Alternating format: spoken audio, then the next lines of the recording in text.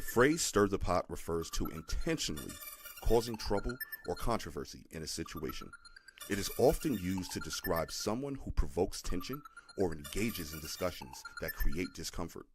For example, if someone says, "Don't try to stir the pot," they are warning you not to escalate a situation unnecessarily.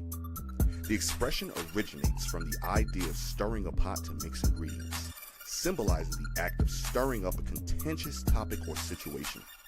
Well, here at Stir the Pot, that is exactly what This Is Jay, Big Fan Breezy, and Philosophical P specialize in every week. So buckle up for the next 2 hours as the Triangle Offense cooks up that essential flavor. Stir the pot. Come get a whiff. Yo. Y'all already know it's P, Breeze, J. Come get a whiff of what we discussing. Y'all already know what it is. It's Stir the Pot, episode 5. Shout to Leaf. He said he live. I guess you live for the game.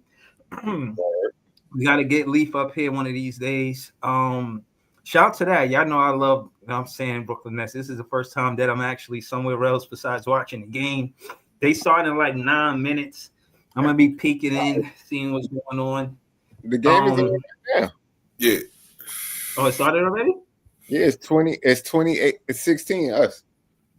Okay. Got a good shot at the 3-game winning streak right here tonight, fellas. This is looking like. That is an actual streak, you know what I mean? Because a lot of people be thinking 2 games is a winning streak, and that's just back to back. That's it. That's just back to back. In order for it to be a legitimate streak, you got to have 3 wins. Right. That's right. I'm thankful. I start off saying I'm thankful for the back-to-back wins. I be tanking or whatever the case is, but just to see them play well enough to win the game, I'm thankful for it. You know what I'm saying? I'm thankful for it. Y'all thankful for the wins? Huh? Absolutely. And since we kind of talking about this, even though we don't talk about sports too much, I'm going to stir the pot on this topic. And actually, I brought this up to Jay the other day. Are we a better team without Cam Thomas on the basketball court? The record says so. The answer is no. The record says so. I mean, yeah, you would have my answer first, or you would have your soliloquy first? If you look at it on a real surface level, that's what it says. But that's not what the record says. The record says that we played worse teams in those games that we won for the most part, and it also says that the records, the stats say that we leave in a lot of points on the board every night because we're the lowest scoring team in the NBA. So while I hear your assessment, I disagree. I feel like we play basketball from the front court, not the back court. And I feel like Jordi Fernandez seen success with Sabonis and Jokic as a point center. No, let's make it no conundrum. It's no mystery that Clax is getting 9 assists a game, 8 assists a game, all of these high assists a game because Jordi Fernandez coached with Sabonis and Jokic. That whole point center thing, Jordi Fernandez is a fan of it. Now, to the point of Cam Thomas, I do not think that they should change the way they play in the game. Play the ball out the front court more than you play ball outside of the back court. So right now you got Claxton scoring, Clowney scoring, MPJ scoring, and I guess you could say Day'Ron Sharpe, but more Danny Wolf than Day'Ron Sharpe. I think Danny Wolf takes Day'Ron Sharpe's spot, but that's neither here nor there. I'm saying all that to say, even with Cam Thomas being, in my opinion, a prolific scorer, you still want to put him in a situation where you run you get offense for him, but he's not the priority anymore in a sense where Clax is scoring, Clowney is scoring, MPJ is scoring. We got a big front court. And I think if we just focus on them, you know what I'm saying, being the option where we go to first, like playing the game from the front court to the back court, opposed to the back court to the front court, I think it's winning basketball. So I want Cam Thomas on the team. I want Jordi to find a way to not mess up what they're doing right now. And you know what I'm saying? Like, don't let Cam Thomas come and then we just change everything we doing. No, I'm not saying that. And he's my favorite player. And I'm still not saying that. Run it the way y'all running it. And when he come back, have him seamlessly or transition him however you see fit back into the lineup. You know what I'm saying? But to say that we don't need another shot creator besides MPJ and all we need is MPJ, no, we need another shot creator. And if we got one in the front court and one in the back court, it make us a better team. Hold up, you got on tap dance shoes right now, Breeze. Because you danced all around the question. Is the team better without Cam Thomas? Yes or no? No. You don't agree? Okay. No, I think the offense changed without Cam Thomas. That's Clax getting the assist. That's Clowney knocking down the 3 ball. The ball moving more popping. The ball's moving in more 28 assists, 30 assists, 33 assists. I think in these recent games, they don't have to change that when Cam Thomas come back. If Cam Thomas can't stay with the flow of that, then yeah, he might be a problem for the Brooklyn Nets. But I think he can. I don't think that's going to be a problem. Any basketball player could appreciate the ball moving. And for what we see as far as player development from Cam Thomas, we seen him become an off-ball player in his years that he was here. He had the ball in his hands when he was a rookie. From that second year to the third year, he transitioned to an off-ball player. He could come around screens, knock down the 3. Some of the same stuff that MPJ is doing. I'd say MPJ is probably a better shooter than Cam Thomas. But, yeah, I think he could fit back in the lineup for sure. Well, I'm not disagreeing with him fitting back in the lineup or anything like that. But here's where we are a much better team without him in the lineup, and it's defensively first and foremost. We went from being ranked 30th in defense with him in the lineup for those 7-8 games that he played to now we're like 20th. It's a huge difference. That's basically we've now jump frog 33% of the league defensively just from having one less person on the court. So to me, that automatically highlights how much of a defensive liability he is on the court. So all the points that he may be bringing, he's also giving up, or statistically, if you look at it, giving up more, which is what contributes in wins and losses more than anything, scoring more points than the other team. But you also have to stop the other team more. So defensively, we're 100% better. And the flow of the offense in the couple games that I've seen without him on the court, it just looks better. The offense just looks better. Winning basketball to me is defense and the ball being spread around so everybody eats. I just think we are better team. Man. I told Jay this too. I said we could win if Cam Thomas was our third option, MPJ was our second option, and we had a big dog as a 1. MPJ been holding down that one option.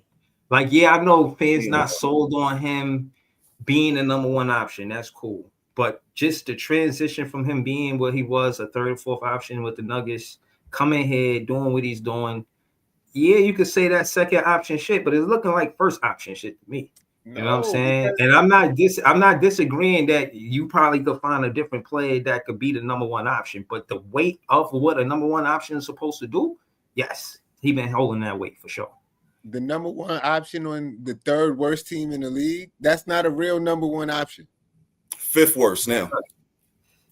Like, that's not a number 1 option. From the field, any team that's good. 50% from the field. Yeah, he's shooting 49% from the field. Like, I can't be mad at that. Like, he's giving you 25, 7.5, and 3 assists at 49%. I can't be mad at that. Like, but that's number 2 option to me, though, bro. Like, to me, that's number 2. Bro, they named, I forget where I heard it, but I think it was Players' Choice, and they was talking about how there's only like 5 other players that's doing what MPJ is doing. I think it was Giannis, Jokic, maybe Luka. You know what I'm saying? Like, it's not many players doing what he's doing. And he's not going to get the nod because we on the record, but he's hooping. He could probably be in a conversation for MIP too. Because like, he playing good basketball. I think the numbers leave out the context, and that's what I was saying to P yesterday about it. Like, the context is that he's on a bad team. If he was on a great team, would he still be shooting 50%? That's the question. Like, can he do that on a great team, or is it just because he's on bad? And then the same thing about the record. Like, yeah, we got better as we went along. So the team is going to get better as they go along. So they're going to win games as they go along. I feel like whether Cam Thomas was there or not, they were going to eventually win a game. Like, especially when you played the worst teams as you go on. Like, right. It's not that. It's not just, oh, he's not there, because it's not like he went out and then we immediately went on a winning streak right after he left. Like, we still lost games bad by 30 over and over again.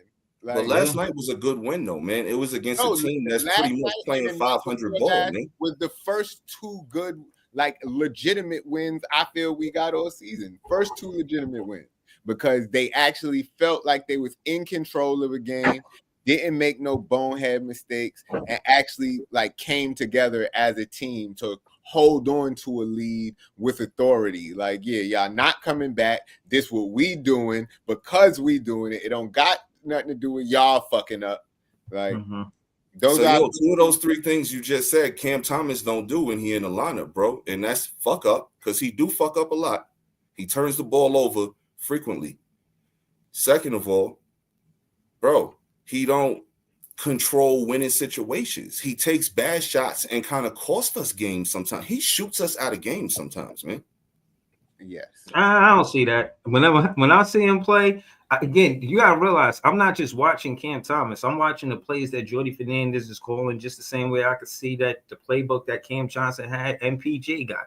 Everybody was saying, oh, we traded for the same player. MPJ and Cam Johnson is equivalent. That's not true. The same playbook that Cam Johnson got, they gave the MPJ. MPJ is just a way better shooter, way better scorer than Cam Johnson. And again, he's scoring. He's at his advantage. They put him at the small forward for us to start winning. When MPJ, this was a problem too, since we talking about problems. MPJ at the 4 is a problem. You put him in a situation where spacing wise, it don't make sense. You know, you needed Clax to do what he did for us to be where we at, because now we got a front court that got a 6'10", and a 6'11" guy. That's tough. So even putting Cam Thomas in a situation like that, you can't double MPJ. You try to double MPJ because he our leader scorer, and you know we going to him, and he find Cam Thomas open because they doubling MPJ. The defense is in trouble, not the Nets fans. The Nets fans is safe. You know what I'm saying? The defenses, they the ones that's going to be in trouble. Again, I could reiterate all night. You know what I'm saying? You already know what I do, but we'll see. They say he getting an MRI today. I didn't hear any updates. So I don't even know the next time he playing. So, you know, I'm just, looking at the game for tonight, just seeing who else is good on it. You know what I'm saying? Or who playing well. I'm not just a Cam Thomas fan. Like, I like the whole team. The thing is, I feel like we don't need to have long soliloquies about it, because we're going to see. Like, we could say, oh, yeah, this is what we think it is, but we're going to see, because he's going to come back and we're going to see what the impact is on the team, if it's positive or negative. And it's going to be clear as day. So, last thing I want to talk about real quick, and we can shift off of this. Giannis is supposedly wants out. Do we try to make a move for him? No, hell no. No? No, nah. Right. He gonna get in the way of Danny Wolf, Clowney, Nick Claxton, all of the stuff that they doing right now is gonna be set aside as a second priority to whatever Giannis want to do. As a matter of fact, we might have Giannis brothers in the starting lineup. I hope he burns in hell. I'm packaging. They're gonna put Giannis brothers in the starting lineup. You want that? You want Giannis brothers in our starting lineup? So you rather him go to Manhattan? He's not going to Manhattan. Bro, I don't to the Spurs or to we OKC. cannot help him. He was in the way of our championship. If he go to OKC, forget about it, man. The NBA is done for the next 3 4 years. OKC probably still got the best package pause that they could the Bucks could get. I'm thinking about where the Bucks could get maximum value, and everywhere, bro. Like every teams without hurting a team ought to be prepared. And like, the Hawks deal was crazy. Like Trae Young and Zachary Reshire, with like 4 first-round picks and 2 first-round pick swaps for Giannis and his brother. Like, for real. Like, yo, that's a crazy return right there, man. Yeah, but what I'm saying is Manhattan ain't got it. No, yo, they talking about Cat, OG, Hart, and whatever picks they could scrounge up. Yeah, well, if they going to give away they heart of their team, I would love for them to do that, Bro. They're not going to do it, bro. Giannis, Jalen Brunson, and Bridges. That man, I don't believe in neither one of them three. So I don't believe it. I would love that. Bridges can't even do what Bridges do without Hart. You take the Hart from that team, they will lose. I don't care how talented they are. OG, Hart, and Cat is the players on the, and I don't even like Cat, but those are the players on the team that make that team win. So if you take them niggas away, yo, Giannis is Giannis, man. He's a Finals MVP. He's a NBA MVP. He's going to be a top player ever played. Yeah, you know, whatever number you want to call him, top 50, top 40, like ever, maybe even top 30. I don't want him, bro. I ain't taking. And he's still like, and he's still youngish. I don't even think he's 30 yet. I think he just hit 30. I think he is 30, but I still don't want him. He's my rival. I hear you. Yeah, so he's a rival. He's not a hometown hero on this side. Fuck him. I hear you. I hear you. But yeah. You know what I mean, I hope he burned in hell. Yeah. I got yo. Yeah, what I really wanted to start off this shit with was the raccoon, man. I was talking to Jay about this shit last night. Did you see this shit, Breeze? Did you see the shit I was telling you about, Jay? The raccoon. It was a raccoon. It was in Virginia. Yeah, in Hanover, Virginia. Yo, he broke into a liquor store and knocked over a bunch of bottles of scotch and whiskey and was like licking it off the floor, and he got drunk and he went to the bathroom and passed out in the bathroom. That's crazy, yo. The part about it that threw me, because I'm watching the little story on the news about it, and what came through to me was racism. Pure, unadulterated racism. Because when the lady found the raccoon on the floor, she called her supervisor. And the supervisor said on TV, when she called me, I thought she was talking about a person. So in my head, what I said, yeah, I know. Somebody in Virginia calls their supervisor and say, "Hey, we done found a coon down here that done drank up some liquor and fell asleep on the floor in the bathroom." Right. And he thought it was a person. Nah, I mean, he's making sense. He making sense. I see the logic. I understand that. Because why would you think it was a person if she told you it's a raccoon? That's and because she probably unless you call people that. Well, yeah, certain people unfortunately do still use that word, man. And the South is the number one place you're gonna find it. And every time I heard somebody in the South say raccoon, they never said rat. They always say, it's a coon over there, but why not raccoon? Just like they say skeeter for mosquitoes, you know what I'm saying? Like all types of, you know, they abbreviate everything, man. So I thought that was crazy. Like, how you heard there was a coon on the floor in the bathroom and drank up all the whiskey, and you automatically thought it was one of us. Yo, did you see the picture of the raccoon though? Yeah, he was laid out. Yo, how the hell did he know to get to the bathroom though? Like, that's some smart shit. First of all, how did he know where the liquor was? How did he know to go to the bathroom? He's gonna get some water to sober up. Right. He was probably trying to like get to the toilet bowl or something, you know? But how does he even open it? Yo, bro, the whole shit is crazy. How do you break in? Like, they said he fell in through like the roof or something like that. I was wondering that part. How do you know to like, all right, I'm gonna knock these bottles over and get drunk now? Like, what kind of, that to me is some next level intelligent shit. And that's kind of scary, you know? Like, are animals evolving that much to now they know where to go to get their buzz on? Like, for real? Raccoons are pretty smart, man. They gonna be breaking into disco next. Like Shit, man. Eating up all the edibles, man. Gonna set that shit on fire, man. Damn.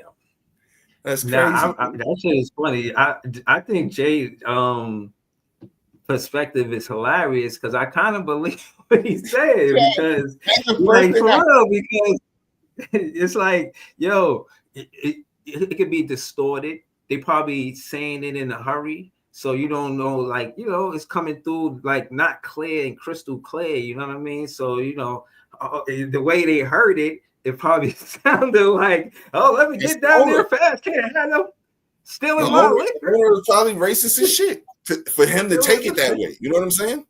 Yeah. Gotta be. Right. He heard a coon and automatically assumed it was one of us stealing the liquor. Crazy.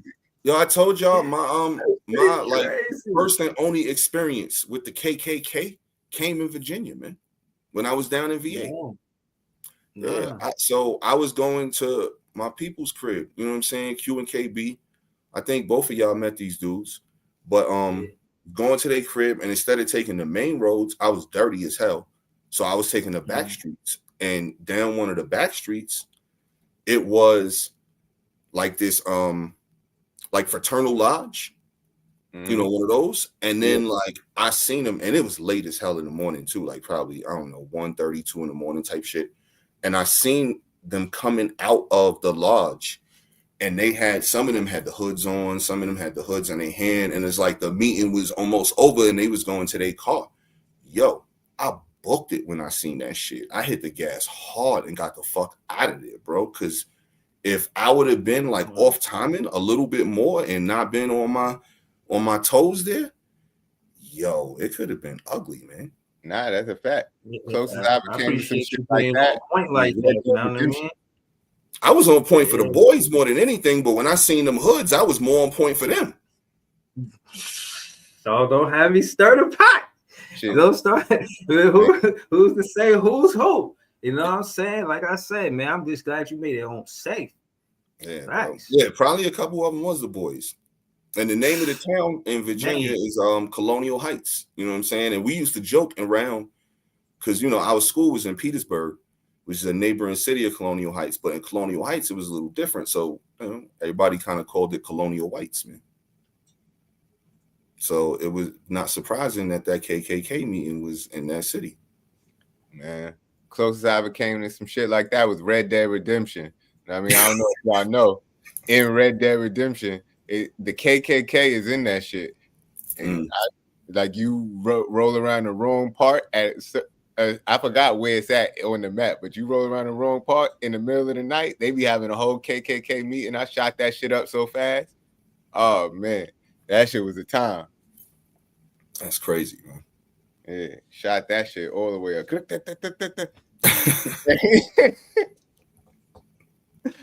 Yo, crazy though. Yeah. I can't even imagine pulling up on one of them shits.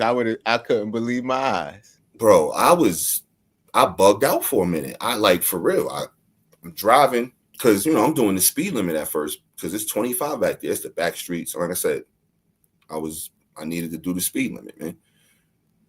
Eyes out for the boys. I seen that. I booked it, bro. I hit the gas. I wasn't going 25 no more, man. I was probably going like 60 down that back street to get the fuck from over there before they could get in their cars and start them up and, you know, make a few turns. So just in case if somebody peeped me and be like, yo, let's go have some fun, boys. Like, nah. Yeah, it wasn't the night for fun. Nah. I'm cool on that, man. That's why I got out of there ASAP, man. But that shit was crazy, bro. It was definitely different, man. But never will I ever experience one of those situations again, man. Well, hopefully I won't. And if I do, I'm doing the same thing that I did, man. Facts. Did you see that the Diddy doc? Nah, I ain't watch it, man. 50, man. You know, 50 always being 50, man. You know what I'm saying? Like this dude, nobody pokes the bear like 50, man. Right. And the thing is, I will say, just to shoot 50 some bail, I'm like, if anybody is going to do this, it should be 50. If it's going to be somebody from hip hop, he the one with the big fucking movie studio.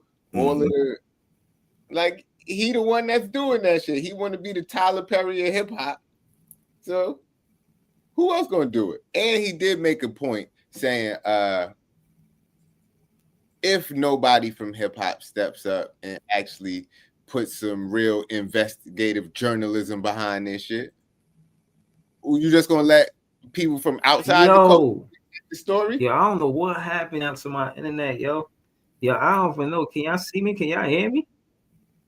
Are you a ghost? Yo, can y'all hear me? Nigga saying it like he a ghost. Right. Can y'all hear me? Can y'all nah, you already a little bit light. Know what I mean? You good? You good, bro? Wait, are you good? You want a delay though? My whole internet just went off. I had to go out the studio, come back inside the studio. Y'all was gone.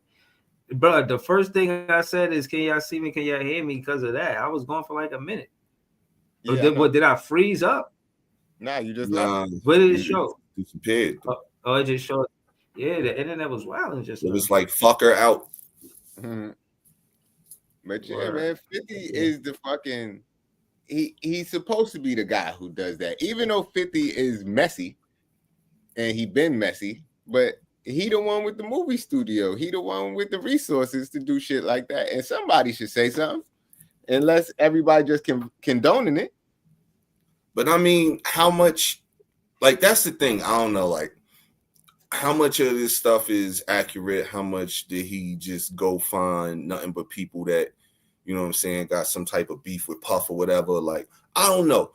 I may watch it, but I was kind of like. The point of view that I heard from everybody putting their 2 cents in that made the most sense to me was Dame Dash. And I don't agree with a lot of the shit that Dame is doing right now. But he had a real good point, and he basically said something to the fact of, I can't condone this because basically it's a black man trying to purposely tear down another black man. And when I thought about that, I was like, yo, why is 50 doing this? Like, Puff already going through all the shit he going through. He don't need nothing else. Like, 50 don't need another bag, you know, unnecessarily. Like, yo, keep doing all the other shit you doing, getting them bags and everything like that. It's a new Power about to drop with the shit, like a prequel to the original Power. So you get to kind of learn how all of them niggas came up together. Like, so that's dope.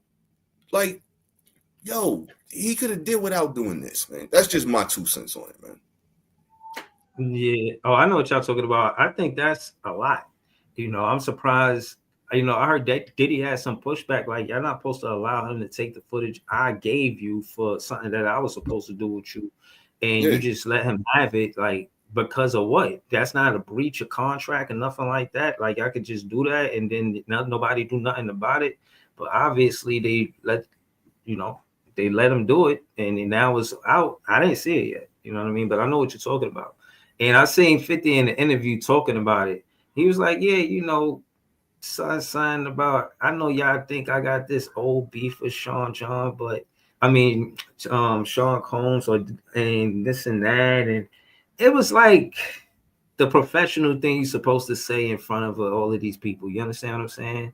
Mm-hmm. But you and I know if you listen to mixtapes of 50 before he even got on the radio, if you from New York for the most part, like, you know who he is, you know what I'm saying? And to P's point, yeah, this is a lot. I don't. This is what you would call pouring salt on the wound to the most. You know what I'm saying? Like, damn. Yeah, I don't think he needed to do that. I think if you watch it, it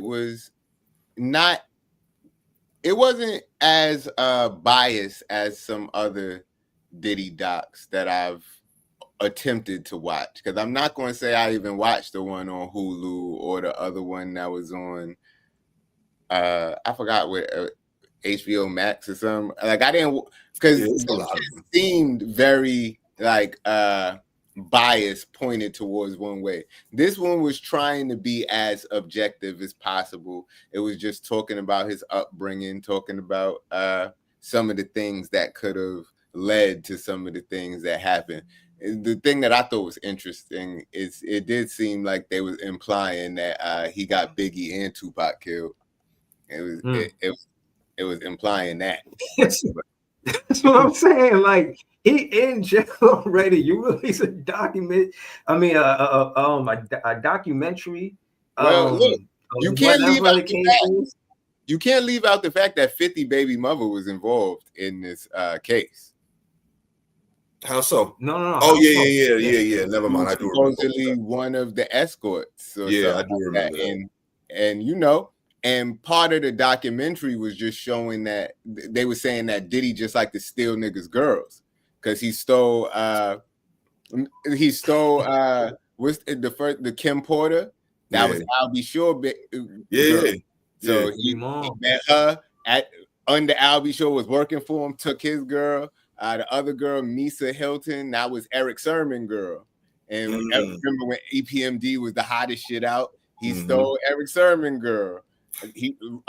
Cassie was Ryan Leslie girl. He meet him, still Ryan Leslie girl. Dude, and 50, he stole his girl too. Oh man. Yeah, that documentary is not helping Puff in jail at all, y'all. I'm telling you.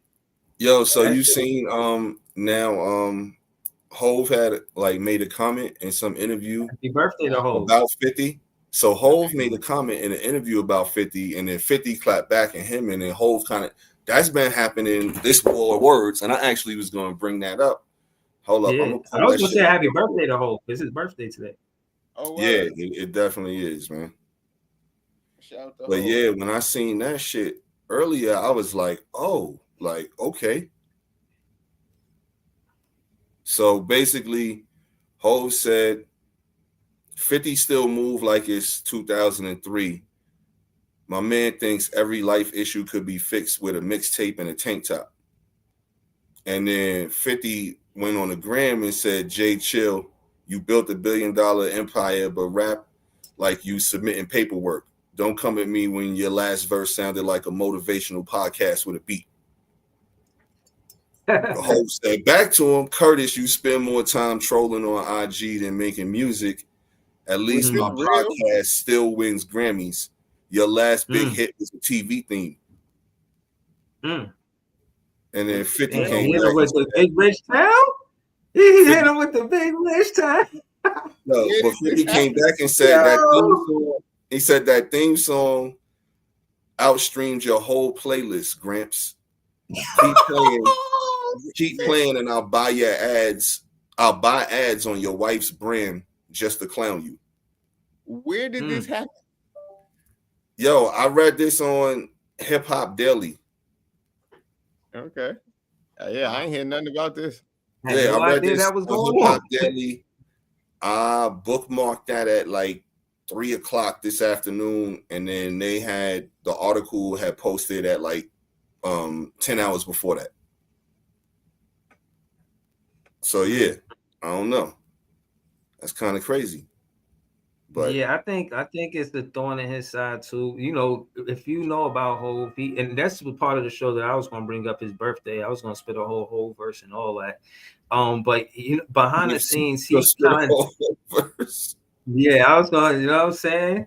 Like while I'm watching it, he said, I got Hove like this like my favorite jacket. They got Biggie and Hove together in the picture. Like, you know what I'm saying? It's, yo, bro, I was gonna bring up how I remember P being on the stoop. Like I told you, Jay-Z was nice. Cause P did tell me about Jay-Z, like the album first. Like I remember both of us knowing about him, but I remember him buying Reasonable Doubt first. And he was like, yo, this shit is fire. And I listened to it. That shit was dope. But I said all that to say, Hove, he do the opposite of 50 in situations like that. He done helped out mad artists. I think he helped Weezy with his taxes.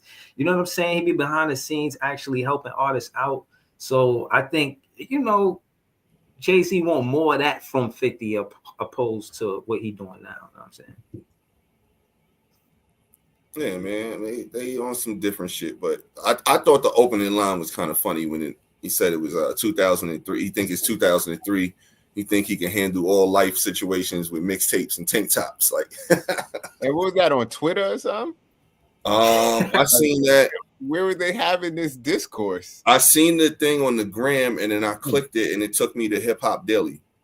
Okay. Yeah, that's crazy though. Because usually this nigga whole barely even tweet to have a whole conversation. So they said that the first part was from an interview. I don't necessarily know where the second part is. That do make sense. So they said he was getting interviewed about something else and that question had came up or whatever. Yeah, but the thing is, 50 gonna be 50. So I expect him to say whatever he gonna say. Like, that's his shit. That's his shit. Like, ever since he stopped actually being violent, like this is his violence. Right. That's facts. Yo, I'm ready for that shit. Power though, man. That shit need to drop. Like, for I real. never even watched Power. Matter of fact, I maybe watched maybe 1 or 2 episodes of Power in my whole life. Power my shit, bro. I fucks with all I ain't gonna lie. all the shows for the most part. Yeah, I like the first one was my favorite with Tommy and I forget his name. Ghost. Ghost, yeah. Bro, Ghost, bro, as soon as I and the worst part of it to me was when I caught up because I couldn't binge watch it no more. Like there was some of the episodes already happened. I didn't like as soon as it came out knew about it. But when I first started watching it, I binge watching it up until I couldn't no more. I was like, damn. Waiting from that next week to that next week, bro. I was feeling that shit. That was my favorite show when I actually caught up to it. That's they about to do a prequel to it. That's the new shit that they just started filming. And I was talking about they doing a prequel. It's called Power Origins, and it's basically like it's talking about when Ghost, Tommy, and Kanan was all like teenagers and young adults. Like it's that time span. They be filming that shit around here. Yeah, I'll be watching. Yeah, they started filming in Brooklyn, the Bronx, Manhattan, and Jersey. Yeah, because I remember one day, a couple summers ago, I went outside, went to the store, 50, Tiana Taylor, and who else was out there? A few other people was out there, but weren't. Yeah, I had met Tommy. I had met from Power and shit. It was funny because he was looking for Dwayne Reed, and he was in Dwayne Reed, but he was looking for the one like 2 blocks down. So when I seen him, I was like, yo, you look like Tommy from Power. He was like, yeah, it's me, this and that. I took a picture with him. He was cool. He said, yeah, it's me. Nigga ain't say yeah. Like Mario. It's a me, Mario.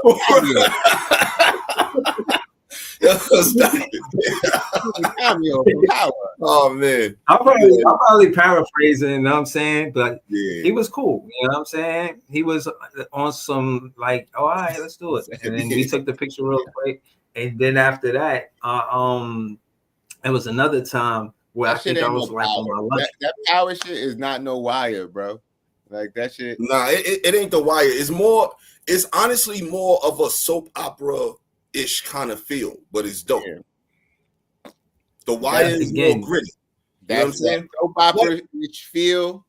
Nah, but you still getting a lot of good stuff, man. Like it's a the Wire is documentary. Anything well written, I can fuck with, man.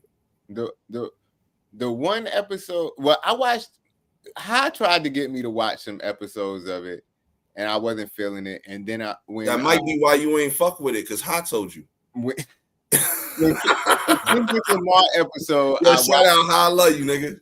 I watched the Kendrick Lamar episode too, and I thought that was and then I think I may have watched one episode with Joey in it, but I don't know. Nah, the Raising Kanan shit is definitely super fire. The one with Joey in it. The one with Joey in it, Raising Kanan, that's my shit, bro. To me, that might be it's definitely my favorite of all of the spinoffs and shit. But it might be a little bit better to me personally than the original Power, just because I love that early 90s feel that it come through with, like everything from the gear they wear to the kicks they wear, like everything feel like that early 90s. Even them putting, to your point, even them putting Joey Badass in the Power because he gave you that early 90 type of energy, that feel. You know what I'm saying? He kind of rap like that. So him being involved in Power made sense. But- So I just thought that the acting was good too. Because Did you watch the Wu-Tang shit? Great Yeah. actress, bro. Great actress. That Wu-Tang shit was Patina way better. Miller. Her name is Patina Miller. Nah, come on, stop Way it. better. Stop it. It was good, but it, What is that? it wasn't That better than Wu-Tang Power. story that came on Hulu was way better than Power. Stop it, man. I don't And way know, better. man. Not even a little bit I don't better. know. Way better. Bro. Like a way better How many shot. episodes you seen? How many episodes you seen of that? I watched the whole thing. That Yeah, I shit- You watched the more whole thing. interested I think in that, twice. bro? I But you thought from that music, shit was bro? good. You from the way they shot that shit, the actors they chose, even the fact that they replaced Joey, because Joey wanted to be on both, but he couldn't be on both because he Yeah, was on contractual top. shit and But time and all of that. Yeah, Even the dude they replaced Joey with was, I don't know, just as good or maybe even better. Like the shit, that shit was the episodes was more compelling to me. I don't know. I just fucked with that shit more. Even though Wu-Tang niggas said that shit was fake. It yeah, was a lot fake. of that shit was yeah. It was for TV. It was Yeah. it's artistic license. Yo, you see they, you know, what they put on all of those type of shows that's based on true events. Like, you know, not all of these you know, Yeah. factual. Some of these events would change for entertainment purposes, you know, like Right. It is what But it the is. real names, these are fake names. Like they get the disclaimer out immediately. You know what I'm saying? that shit go all the way back to the mob movies, man. Nobody want to get whacked for mentioning the wrong guy, man. Nobody want to be wearing cement shoes, man. Swimming with the fish, man. Right. You gotta put for entertainment only. That's acting. That's not how it really went. That is not the story and how it go. You know what I mean? Right. Gotta do that. For every fiction. This is fiction. You know what I'm saying? Dude, Word. real name might have been like Johnny Pancakes or something, so they call him Freddie Flapjacks in the movie. Freddie Man. French toast? Yeah, like Freddie Flapjacks, man. Yeah. Oh man. But I ain't just speaking of Marvel movies. I ain't gonna lie. If I had to mention one, Bronx Tale probably be my favorite though. If you want to call that a mob movie, you know what I'm saying? It's a mob movie. Some good shit though. It- Definitely some good shit. Yeah, it had a lot of messages in there, but the relationship between the father and the gangster, and the father wanting to stay close to the son, and making sure the gangster don't influence his son the wrong way, and just you know what I'm saying. I like that. Huh? He didn't do a good job of making sure the gangster didn't influence his son. Right. he tried. No, but He did not. right. But that's right. But again, I like that element of even him trying and then not succeeding in it. I thought it was great acting by Robert De Niro. I mean, these guys, sometimes the actors enhance the script. You know what I'm saying? Like these guys did some incredible acting, bro. Like it's true. If that doesn't happen, what you're watching is subpar. Like if the actors are not enhancing shit, and for me, every element has to enhance each other. Like the writing has to be good, the cinematography has to be good, the sets you choose have to be good, the actors you choose have to be good. Like all of these things have to go together, and if they don't, then it makes it trash for me. Yeah, most of the time when all that shit comes together, you're gonna get like a 7.5, 8 quality of a experience. And then if it's really good, once you get better quality every level of that, that's when you get your 9s and your 10s. You know what I'm saying? Like, but in order to have a good movie, you gotta have everything pretty good. But like Breeze does make a good point though. It's certain actors that just make certain shit that much better. And like De Niro, in my opinion, is definitely one of them. Like he's on my Mount Rushmore of like greatest actors ever, man.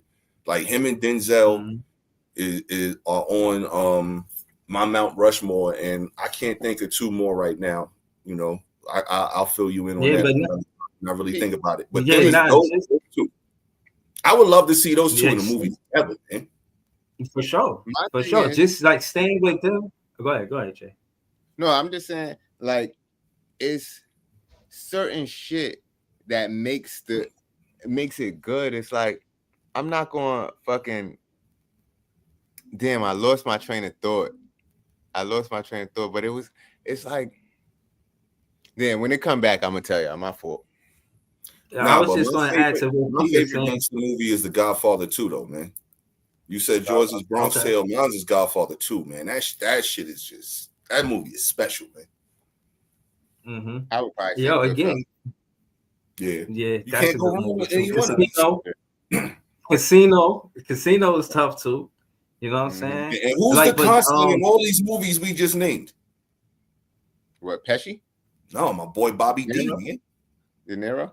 Yeah, and all of those movies. That's what I was about to say. In Godfather 2 and Goodfellas and Bronx Tale. Mhm. He's in all three of those movies. The only difference is in Casino. Bronx Tale, and this is Casino. dope with him, and Casino, but this is dope with him. And the only difference is in that movie, he played the other side of the, like the other role, like a regular guy. He wasn't a gangster or nothing. So that's just the range in that dude, man, and what he can portray. So Exactly. And I'm glad you said that because I was gonna mention analyze this and analyze that. That's one of my favorite movies too. You But know a what funny I'm saying? gangster, a crazy gangster. Right. You know what I'm saying? Right, because like, of course, this guy, he is a gangster, but he got a personality. All gangsters, some gangsters got personalities. You know what I'm saying? And I thought analyze this and analyze that, but the first one is my favorite out of the two. But Meet the parents and Meet the Fuckers and all of that, like those shits. Man, again, another layer of his repertoire, man. I wanted to say this last thing. You mentioned Denzel. I was watching this thing earlier where they were showing how Denzel, he did the improv when they was at the table on Training Day. When he crossed from Ethan Hawke, yeah, he's reading the script, but him clanking the guns like that, that's improv. Him kind of leaning towards like, did you sleep with your partner? That's him improv. And they was breaking it all down. It was dope clip. And it was just explaining that the stuff that he did, like with the scene with him saying King Kong ain't got nothing on me. That's him improv. You feel what I'm saying? He did a lot of improv, and because of it, adding the improv to the script is like, yeah, bro. Like they said when he finished doing that, they was like, yo, we keeping that. Like we ain't write that, but we keeping that. You know what I'm saying? And I think that's what great directors do too. They know how to get those moments on film, on camera, because you gotta let an actor express art because they are artists, and you give them that freedom, they're gonna give you the best. I think I got Denzel and Robert De Niro up there too, bro. Like it is what it is. They the best in the game. That's exactly what I'm about to talk about, because I feel like sometimes you got great actors, and great actors can make the script better. And that's fire, because they're gonna add some depth to the role that wasn't there before. Like add something. But at the same time, when you got a great script, sometimes you can't even deviate too much, because the writing is so good. If you change something, it can change the dynamic of the scene as well. Because I was just watching, we was talking about Big Bang Theory earlier.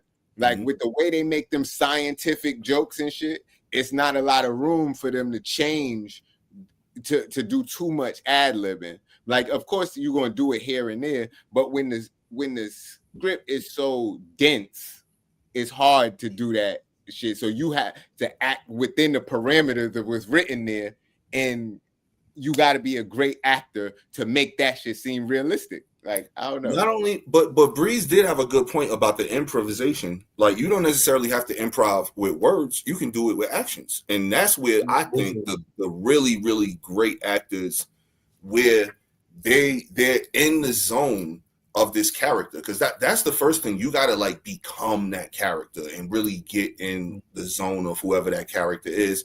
And then you're saying the words, these great words that the writers wrote, and you're doing the things that the directors tell you to do. But in that, the great ones bring out that improvisation and acting with actions. And like Breeze said, with him clicking the guns, you know what I'm saying? Like, that probably wasn't in the script. He just did it real quick. And then that shit just melted into the thing. And that's where the great ones, I think that's where they stand out. And I think I got my other two for my Mount Rushmore, man. I'm going to throw Al Pacino in there too. And I'm gonna hit y'all with a curveball on this one, because y'all probably wasn't expecting this one. But I'm gonna say Tom Hanks because I didn't see that dude play a lot of different roles, man. Okay. Yeah, Yeah,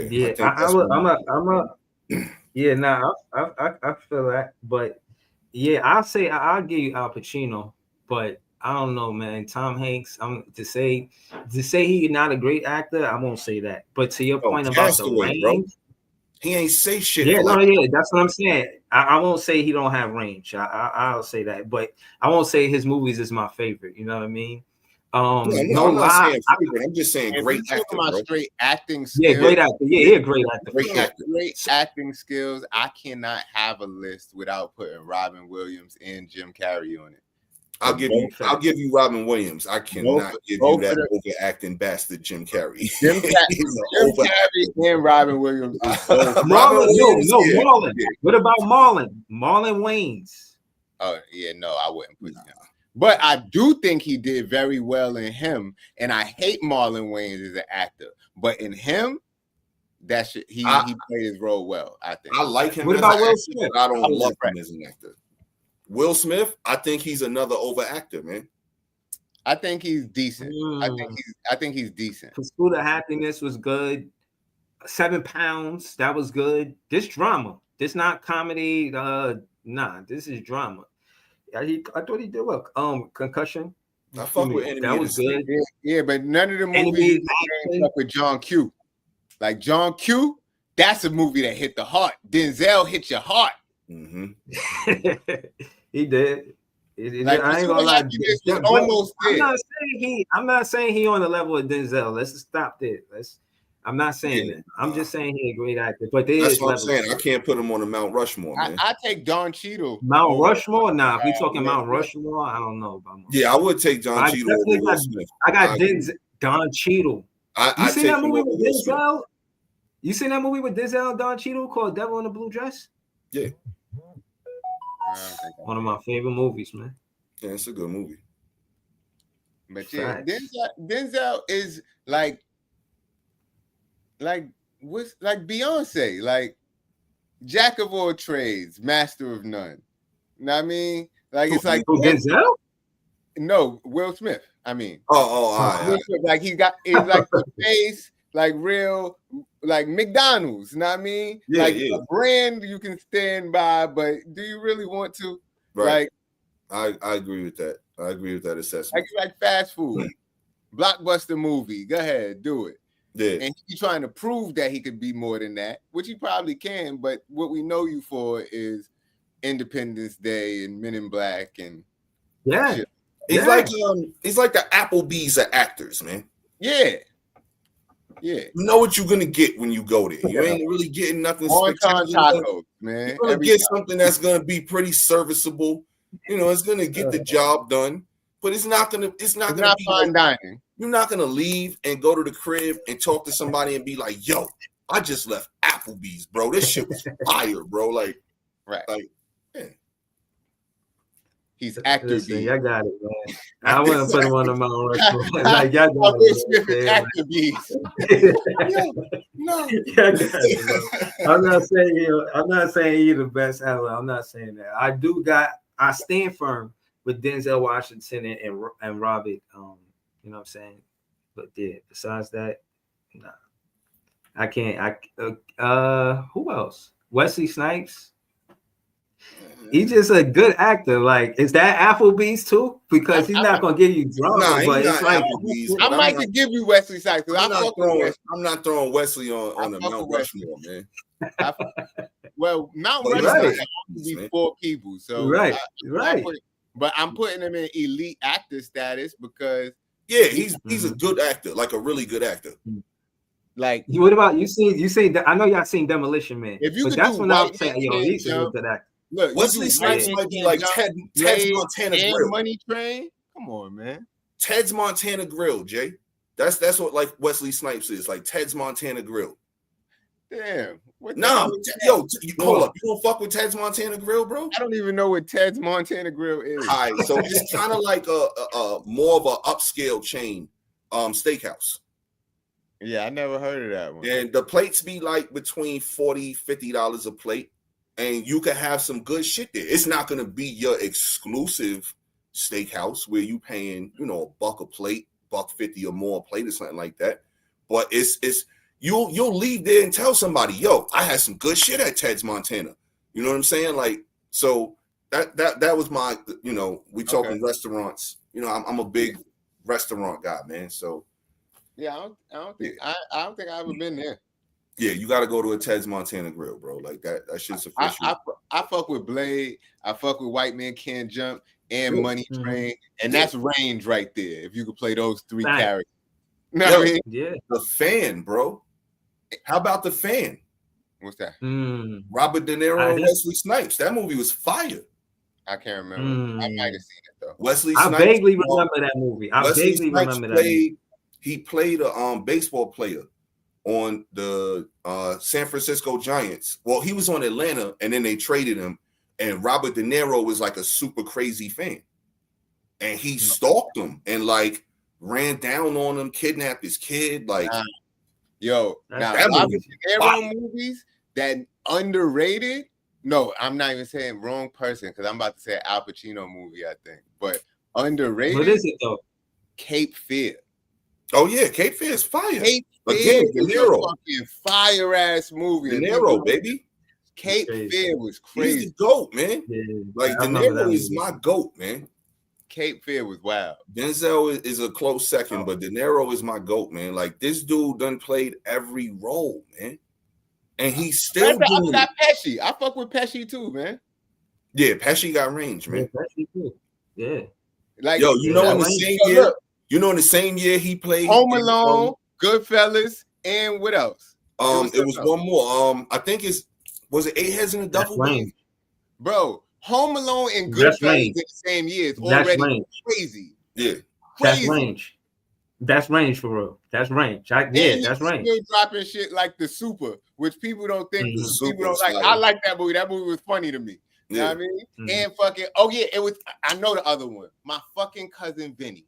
Yeah, my cousin Vinny. Oh yeah, that was my cousin Vinny.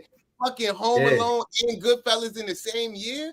What are you doing? But yo, the reason why I can't put him up there because he quit too early, man. He don't really he stopped making movies a long time ago, and very rarely is he in something, man. Like he was in The Irishman with De Niro a couple years ago on Netflix, and that was like really it. The last thing he been in like the last 10-15 years.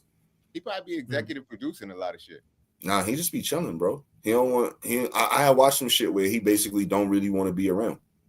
He want to be out the mix. He older. Like De Niro 80 still acting, bro. Yeah.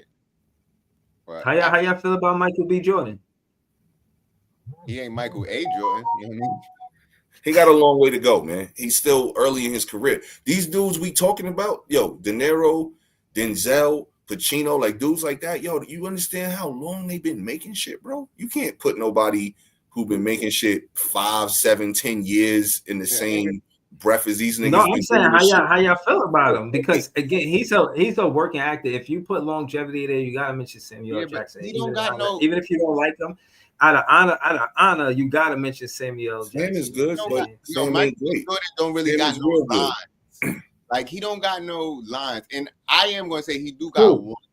Michael B. Jordan. The only line he got is "Hey Auntie." Like that's the only line he got. Like nah, I like that other part in there where he was talking about where he was talking about all this shit about the whole family. Like when he was right before they started doing battle. I can't remember everything, but that whole I can't remember all that shit. What I'm saying is every actor you talking about, you can remember an icon. Yeah. A lot of it. The only line is "Hey Auntie." That's the only line people niggas don't remember. No line from Creed. Niggas don't remember no line from Fruitvale Station. And these are the movies that's supposed to be as good movies. Yeah, I don't remember no lines from Creed for real. Fruitvale Station. Yeah. You just look at the camera. No, you kind of right at that. I remember more quiet than I do them movies, man. And it's not that they bad movies. It's nothing. He ain't had that moment yet. Nah, maybe Sinners. I'm trying to think. Sinners, he might a couple lines might wind up turning into a line. He was looking at the camera again, and there was two of them. Yo, So, so and this I'm saying, this guy's not a fan. I can tell. So hold on. This guy's not a fan. So hold on. Yo, the So movie what about wasn't bad. All right, the movie wasn't bad, but did he act well in it? I thought he did good, man, because he No. kind of played two different personalities of the same person. That was my, interpretation of it in the long run. But I'm not mad at him, but I'll be right back. Range? No, I That's thought Range. it was a good movie, man. I thought it was a really good movie. I think what's most consistent about the good and great actors is range, and probably what separates the good from the greats is the improv. And that's fair because it shows you bring something to the table, quote unquote, right? It shows that you could see something and only you got a special, like everybody can't read the same script and see the same thing. Some people, you ever watch a movie and say, yo, they was made for that part. And then there's some people who they just build the movie around that character. Like Jim Carrey, respectfully. A lot of his movies is because of the character he is, but he's bringing that original, authentic character to the movie. It's the same character in every movie, though. Bro, it's not original. Bro. It's the same damn character in every movie. It's not original. That's why I don't fuck with the boy. That's not true. That's why I don't fuck with the boy. Totally different from Liar. That is totally different from Ace Ventura. No, it's not. It's all. It's all of that shit, man. In every fucking movie, man. What I'm saying is, we talking about when you separate and go from great, we gotta talk about range. I get what you're saying. You can have your own lane. Nobody can do what you do, but that doesn't mean you have range. You just got your lane. You got your own lane. Robin Williams, that's up top. They got range. Robin Williams, hell yeah, bro. That dude was a bad dude, man. Like for real. That dude could do almost anything in front of the camera, man. That's true. Yeah, but yo, we talked about Home Alone real quick. I actually wanted to bring this up. Y'all know food prices is crazy. I was reading something. Remember when Kevin went to the grocery store and he bought the milk, the eggs, the laundry detergent? Yeah. He spent $19.83 was what his shit was, right? Mm-hmm. Do you know that in today's economy, with the price of food at an increase of a 253% since then till now, 35 years later after that movie came out, that same damage would run you $72.14. Damn. That's crazy. Dang. It's not fair, man. So, yo, if a kid getting stuck home alone in today's economy, man, it better be a C note laying around the house for him to be all right for a couple days like Kevin was, man. That's crazy. Well, you can leave the kid a dub, he's straight. A dub, he's straight for a week, man. Yeah, that's tough. Times have changed, man. Times have changed. Fuck now. And then you lucky if he say, keep the change, you filthy animal. That buck is gone. Yeah, that's tough. Kids better be learning how to steal. Yeah. New survival tactics.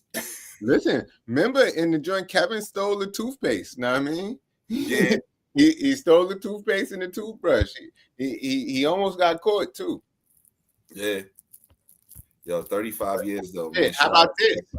They doing a showing of Home Alone live at the Plaza Hotel. You know what I mean? That shit is fire. But that shit like $300 to get in to watch the movie. So they doing a show at the Paramount Theater out here on the 9th, actually. And he's gonna be on stage. They're gonna like screen the movie. He's gonna break down shit in the movie and everything like that. And you know why he's out here, because he's out here for the bud. So he probably gonna smoke a good half a zip before he go on stage, and that shit's probably gonna be hilarious. I was thinking about going till I seen the ticket prices, and I was like, no, I'm passing on that. That sounds like a great experience, but $900 for 2 tickets, I don't think I really want that much of an experience, man. I heard he trying to come out with a whack ass sequel, and I vote no on his sequel. Like I forgot what it was, but it was trash. He wanted to be the father. He wanted to be his kid. And I think it's like he got divorced from his wife and his kid locks him out of the house and he's trying to get back in the house. I think I did read something like that. He's trying to get back in the house, but the kid is locking him out and doing pranks on him as he's trying to get back in his own house. Like I don't know, that don't sound like a good premise to me. I think that is gonna be trash. It could be karma like a motherfucker. You fucking fucked everybody else up, so it's time for you to get fucked up. Yeah. I think yeah, you talking about Home Alone, the remake of that? Yeah, he's trying to remake Home Alone as Kevin being a father and him getting divorced from his wife, and his son is locked him out of the house because he's angry and is setting up traps so he can't get back in his own house. I thought the Home Alone had a Christmas feel, like it was a Christmas movie. It is. So that's what I'm saying. Like my favorite Christmas movie, honestly. That's a fact. The best Christmas. So like it's like, yo, how does it correlate to Christmas? That was my thing. I feel like they captured the whole they'll do the locked out thing during Christmas. Boom. That's why he's locking him out, because he misses his mom around Christmas. Right. I don't know, but it's just a corny premise to me. I don't know. I don't want to see that. I don't know. I'm intrigued. I'm slightly intrigued. I wouldn't say no right off top. I would definitely want to see the trailer and then be like, okay, yeah, I could rock with this. Like our generation, best Christmas movie ever is Gremlins, man. Gremlins, yeah. I grew up on that movie, man. I'm going with Gremlins, man. I grew up on that. Second best, I don't know. I don't know, but it was definitely. I remember that movie growing up, bro. Four Christmases is up there for me, though. I ain't gonna lie. You think they'd do it? They did a Ghostbuster remake. Would they do a Gremlin remake? They're in the works. It's in the works. Yo, because there's still a couple of them alive.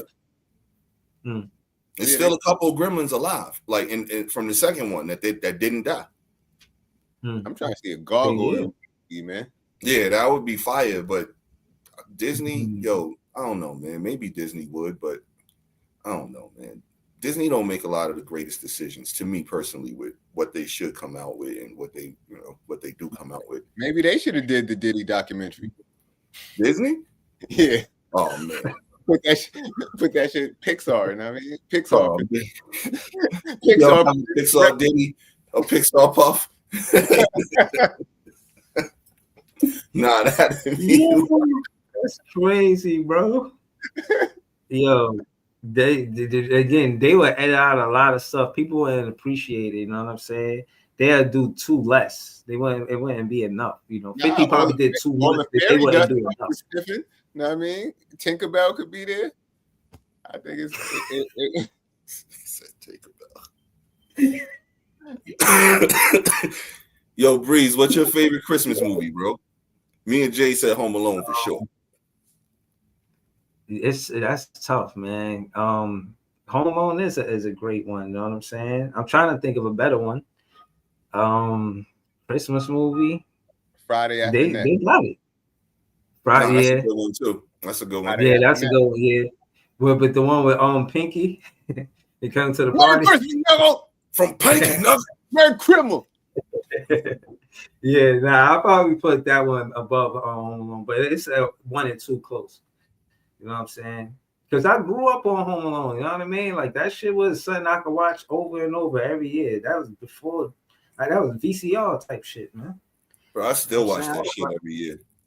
So which one was better, 1 or 2? I would say 1. Okay. Yeah, 1. Now, some people like that Lost in New York better. 2 is dope, but nah. 1 is, and yo, I'm actually in the process of building the house, the Home Alone house, the Lego. It's 24 bags, so I'm doing a bag a day. Okay. So I got to do the 4th bag after the show, and that shit it's the whole crib. I gotta order the light kit because it's a light kit you could get where you could plug up like all of the lights, have the whole shit lit up, and it makes sounds from the movie and shit. That shit was like rocking around the Christmas tree anniversary. That shit was like $75, so I'm gonna get that shit. Yeah, Once I, the reason that first off, that's fire, P. Shout out to that. But also, the reason why one is better is because to me it was believable as a kid. You know, these robbers, they can't get in the house, but it's your house, so you know the house. You know what I'm saying? So you're setting up all of these traps. You got all of these. It's kind of like a little ninja. You know what I mean? He was like a little ninja. You know what I'm saying? Like that's how I looked at it. Like, yo, so like being lost in New York for us could happen, but not for regular people. Like that's a little bit more far fetched. Like yeah, it's like we can't get lost in New York. What do you mean? If he sees somebody like me, I'm like, yo, you good? Yo, where you want to go? You want to get a little chopped cheese, son? You know what I'm saying? Like it's too much of a. But the whole house thing, he knows what to do. You know what I mean? Like he's more in a situation where he's, you know, the suspense of the parents, they can't get back because they took the plane and it's just him, and he set up the thing with the TV to make it seem like he wasn't alone. He did everything from a little boy perspective to, you know what I'm saying, safe it up. Oh, yeah, that's tough. It's the van. That's tough, right there. Tough. That was the first bag. Was the van. Bro, okay, in the second Home Alone, this nigga went from being a like little kid trying to protect his home to a mass murderer, bro. Like, because if you really watch Home Alone 2 one more time, because there is a fan theory going around saying that Macaulay Culkin, Kevin McAllister, grew up to be Jigsaw from Saw. Yeah, I seen that. But if you watch Home Alone 2, bro, every single stunt they did, them niggas should have been dead. Facts. There was no coming back from any of those. The ones wasn't no slipping on micro machines. Nigga got electrocuted. Nigga, like you're dead. Like this is a homicide, and this kid should be investigated. Yeah, it wasn't no micro machines or Christmas ornaments on the floor. It wasn't none of that. You know what I'm saying? Like, he was trying to catch some bodies, man. Like, for real. So hold on. The first one, he was innocent. The second one, he was the culprit in the situation. Like, first one, that's innocence. That's pure. I'm in defense. I'm the one there trying to harm me. I'm just defending myself. But the second one is like playing possum. Like you think you got me, but I really got you. You know what I'm saying? Oh, y'all motherfuckers is trying to fuck around again? Oh, nah. That's what it was. But nigga definitely going to die. He was doing it for a good cause though, Jay. Remember, he was sticking up for the kids' bread, man, because they wanted to rob the bread from the sick. It was either sick kids or orphans. I can't remember which one. So he was doing it for a good reason. Yeah, but I don't know if murder justifies it. You know what I mean? Because he would have been a multiple murderer. You know what I mean? Like, they'd have got there, his uncle, whoever crib that was getting renovated, they'd have got there, and there'd have been 2 dead bodies in that crib. And the uncle would have been under investigation. Like, why your house getting renovated and all of a sudden some bodies pop up, man? What's going on? Why you out of town, man? When your crib is getting renovated. Cold case 5. Shit would have been Home Alone 2, the first 48. Right. It's crazy. But yeah, it's funny to look back. That's probably one of my favorite parts of watching this podcast is us talking about those movies from way back when and just what it is to now, because some of those stuff was futuristic movies. Like the only thing that probably didn't happen was Demolition Man. Like other than that, a lot of this shit be kind of, you know what I mean? Those movies was putting us on point, you know what I mean? But and Ninja Turtles. Speaking of first 48, Breeze, your camera got you looking pixelated, like you got the face distortion. The only thing you need is the voice, like, hello, I'm trying to protect my identity. Like, you're looking like that shit, nigga. You gotta get the pixels out, man. Yo, nah, that's crazy. Okay. Nah, there you go. It's not Like the only thing. it was doing the you know, like the mask, bro. Yo, you know, Yo, I told you the Wi-Fi was bugging earlier. I don't know why it's doing that. They got new. I'm the only one. I'm the only one affected. I asked everybody at home what's going on with the Wi-Fi. Everybody else is good. So I don't know what's going on. You know what I'm saying? Like, I'm like, what the hell? They got AI masks because you know how they got all this facial recognition software out right now where you walk in places, they can recognize you outside, they can recognize you. But now they got a mask, like it's a clear mask, but it got like little slits in it or something like that to make sure cameras can't recognize your face, even though a normal person can see you and look at you, but the camera, like, it distorts the vision, so cameras won't be able to recognize you. But that's the future. People gonna have to walk around with those if you don't want to be recognized everywhere you go and tracked. Yeah, because that shit is everywhere now. Everything is tracked, bro. I swear, everything. It's so wild. You don't even have to say it or text it on a phone. You could think it, and that shit'll pop up in your algorithm somehow, bro. It's crazy. The shit is wild. This shit is unfortunate. Yeah, man. Shit is it's gonna get worse and worse because you're carrying around a phone. Mm-hmm. They got your facial recognition. They got your car. You know what I mean? So they know everywhere you're going. Mm-hmm. Once they started putting like the Google Earth cameras everywhere, that was kind of the beginning of the end for everything, man. Because basically, any and everything is basically recorded, man. Mm-hmm. Even, you know, they got a camera where you get the Metro cards. You know what I'm saying? With, you know, the camera with the Metro cards, you get the booth. You go there, they got a camera in there. They got a camera everywhere. You know what I'm saying? Yeah, everywhere. Well, I gotta get my last Metro card before they run out. Ready for the Omnis? They ain't run out. I'm ready for it, but yeah, but that's what I'm saying. I gotta get a Metro card. I'm gonna get a Metro card for I'll probably get like 5 just in case I lose one. I don't want to just get one. You know what I'm saying? I'm gonna get like 5 just in case I lose one. You know what I mean? Through time and shit. Put it in your wallet, man. You won't lose it unless you lose your wallet, and that's a bigger problem there. Yeah, but yeah, man. I guess I'm ready for the Omni, but the Metro cards, man, that shit changed too. We watched that shit change from fucking tokens to Metro cards to just Omni. That shit. Yo, long live the paper bus and train pass, man. That shit was the best thing ever, man. You could go anywhere for as many times as you just flash that shit. Yo, that was the best shit ever. You just had to keep it not ripped. You better not rip that shit. Don't drop that yellow cake. Yo. Oh, look, this the mask I was talking about. Got to walk around with one of these on. That's wild. And I thought about it because you said pixelated, so it looked pixelated. That's how it looked.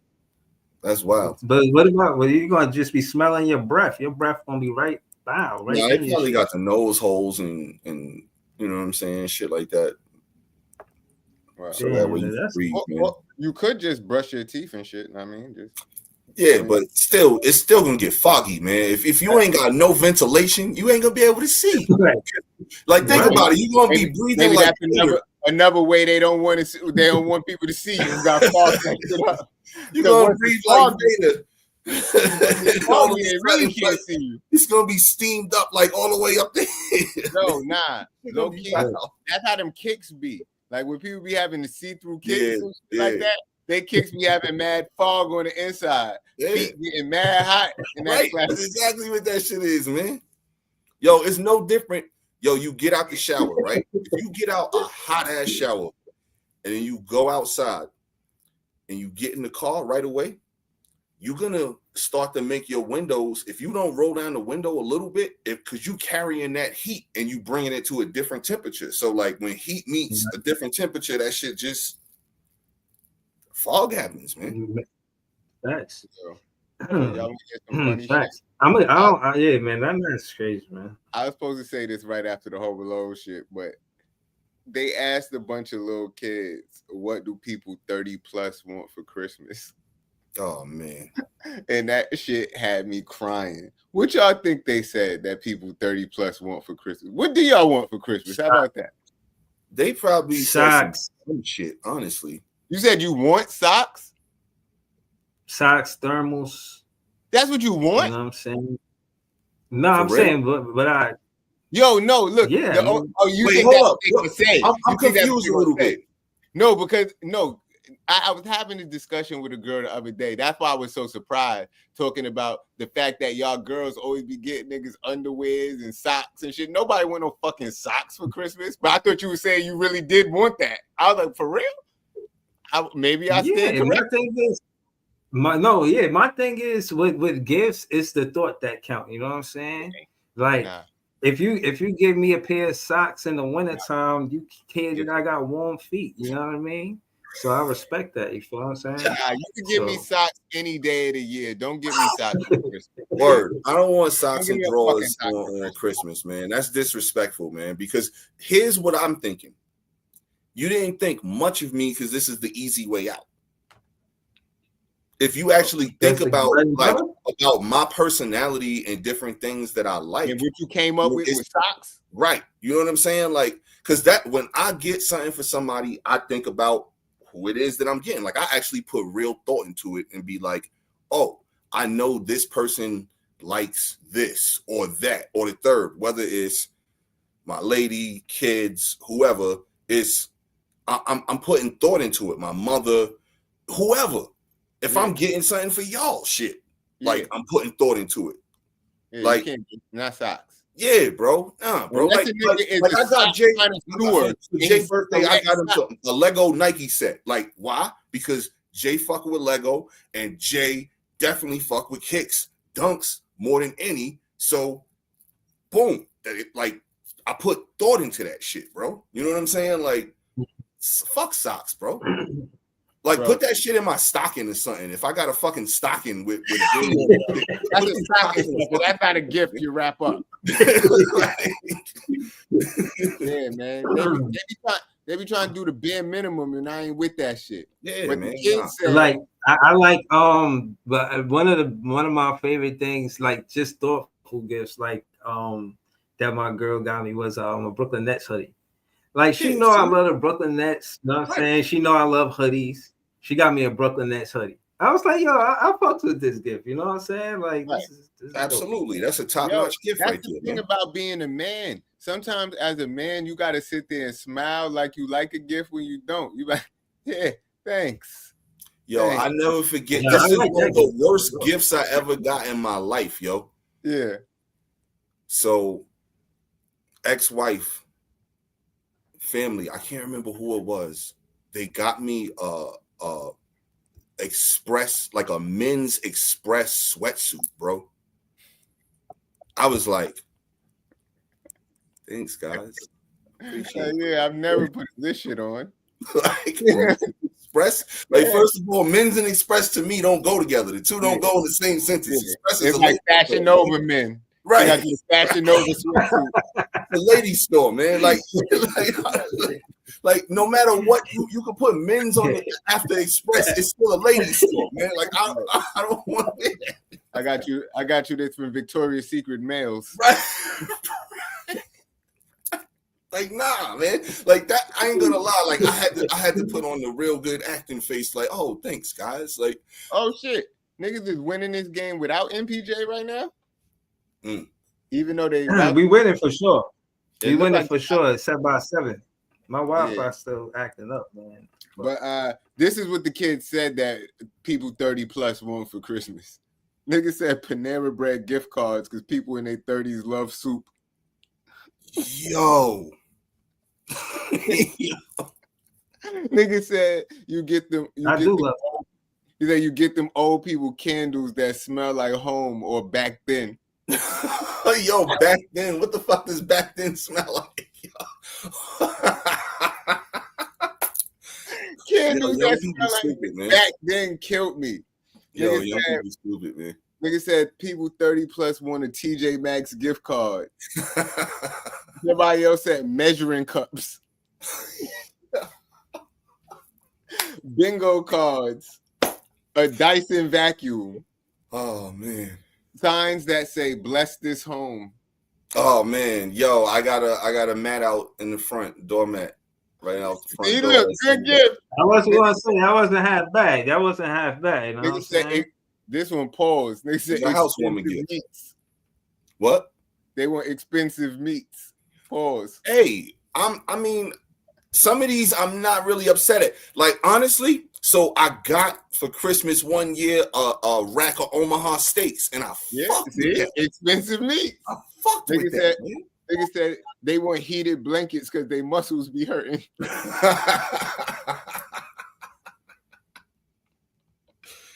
Yo. Nigga said hard candy and wrinkle cream. Oh man, see that's ridiculous right there, man. A bottle of wine and hip You're going too far. You go too far. Yo, they're wilding. Yeah. These little kids is hilarious, bro. Hey. Yo, the TJ Maxx gift card was hilarious, man. Yo, They should have said Home Goods too, man. I fucks with Home Goods, man. Yo, it's funny as hell because kids think 30 is 60. Yeah. But it's because when you that young, 30 seem like mad far away. They don't know that shit creep up. That shit funny though. That shit cracked me up thinking about Christmas gifts and shit like that. Nigga said a candle that smell like back then. And then somebody, Yo, what the fuck does back then smell like? Like I really want to know. I want to ask these kids what does back then smell like. somebody in the comments said that smell is nostalgia, young man. Right. Oh man, that's wild. Probably think we got motherfucking cocoa mango oil or some shit. You know what I mean? I don't know. Yeah. No, Incense. Only you got the cocoa mango oil. That's the one he like when he go to the oil man, like you got that cocoa mango one? Remember the one I got last time? Got more of that? Probably the cocoa mango oil or incense. I'm trying to think what they mean by that. But how far off are the youth and how they think about our generation of a contrast to what we would say about the older generation when we were their age, like when we was teenagers? How far off were we? Like how close are we to what we used to see from the older generation? Are we liking it? You feel what I'm saying? I mean, to a certain extent, some of that is correct, but like me personally, I don't look at myself like as old as how I looked at my parents when they was this age. You know what I'm saying? If that makes sense. Like they yo, bro, like look at my fucking background. I got nothing but video game shit behind me. Like my parents wasn't having no shit like this in their crib in their 30s and 40s, bro. Like they was having the mahogany wood shit and you know all of that type of stuff, bro. So yeah, like I don't know. Me personally, some of that stuff is cool, but I wouldn't really want that stuff. I wouldn't prefer it. I wouldn't put it on my gift list. You know what I'm saying? Like if somebody asked me, name me 3 things you want, I don't think any of that shit would have made my list personally. Okay. Mm-hmm. The closest thing is the Omaha steaks type shit. Like, yeah, I could fucks with some Omaha steaks, bro. Mm-hmm. You know some video game shit. Somebody get you a controller. I fuck with that. Yeah, You know controller. I mean? Hell yeah. Like you can always use a new controller. You know what I'm saying? Or you always want to play with a new controller. Like whatever. Like just some cool shit, man. Just some shit that like if somebody really know me, you know what I'm saying, and the type of shit that I like and fuck with, it's like, yo, it could be a fucking $10 Funko Pop. It could be, you know, whatever, bro. Like that shit don't matter to me. It's the thought. It's tailored towards you, not just anything. Not just socks, underwear. Like fuck out of here. It'd be the shit that pissed me off. It'd be on my own drawers anyway, man. I don't want nobody buying my fucking drawers, man. Right. Yeah, I just said socks. I ain't saying drawers. I got my own drawers too. You know what I'm saying? Right. Yeah, I don't know. I need shit to like, especially people want a gift that's thoughtful. Like Like the people who get you socks, if you get them socks, they would be disappointed. But then they expect you to be happy with the socks. That's crazy. Right. And it'd be like that out Yeah. there in the world sometimes. Sentimental gifts. Just And then Wait, did you hear about the gifts Trump is giving niggas? Trump giving out gifts. 2 racks or something like that. And not even that. This is the like. See, this part is kind of scary for me, man, because right now Trump is disapproved by a lot of people. People are all on the side are kind of like, and not all, but most people I think are being disapproval of Trump's presidency so far. But I feel like if he accomplishes these 2 things that I heard of this morning, people is going to jump right back on his dick, bro. And it's pissing me off. But one of them, it said it's this new shit called Trump Babies for 2026 to the end of his term. I think in 2028, they said all babies that are born will get $1,000 in the S&P 500 in like some gifting Trump account. And if you leave it there and just let it grow, you know, kids can have 100,000 by the time they turn 18 with the growth of the S&P. And if you do that for every baby born in America and you could take that out and get that, people's gonna fuck with that. Yeah. And then the other thing I heard, I don't know how true this one is, but this is what it said, that he's trying to eliminate income tax and replace that with the money that he's getting from the tariffs. Those interesting are to very see. interesting things. I'm listening. I'm all ears. Very interesting. Like, but like, one, can he actually do it? 2, does that erase anything else he does? Because I feel like even if everybody came home with a whole check, you know what I mean? If we are paying exponentially more for goods, are you really spending more or less? Gotta see what the numbers look like both ways. Like honestly, you gotta really see what that breakdown is to see if one is the lesser of the 2 evils. You know what I'm saying? Yeah, but I was thinking about that shit all day because I feel like if he accomplishes those 2 things, does that make him a good president then? Like, yo, bro, like first of all, who knows if that shit is even possible to pull both of those off? Because that's right. Those are 2 huge things. A lot of maneuvers to pull that off. And I mean, if it can be pulled off, what is it going to look like on the other end? You know what I'm saying? Like, where is the 1 rack coming from for every baby? Like, where is that money coming from? You know what I'm saying? They taking it out of the school's budget. They taking it out of the food stamp budget. They taking it out of other shit, probably. Like all of these other things, social services and shit that they saying that they've been cutting since Trump has been in office. So maybe it's coming from those areas. Yeah, maybe. I mean, I don't know. I would want to see like everything before I could really like educatedly speak on this. You know what I'm saying? Like it's very interesting to me. Like, but like that's my first question is how does it even become to a point where it can be facilitated? Like, how is this feasible? Like, what's the breakdown of everything? Like, I don't know, because that I can't even wrap my mind around it. It's crazy. Right. He's doing the impossible. Who's Tom Cruise? Who is that guy? If he was able to pull something like that off, not only would all of the popularity go to him and he could do whatever after that, if he ain't already doing whatever, you can't change it. You can't make people stop paying taxes. And then it's like that, and then his term ends, and then the new president be like, all right, I'm gonna put taxes back. People are not having that shit.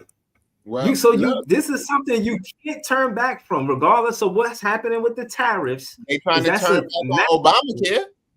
Like Obamacare came out, and they thought that's something that they're turning back on that.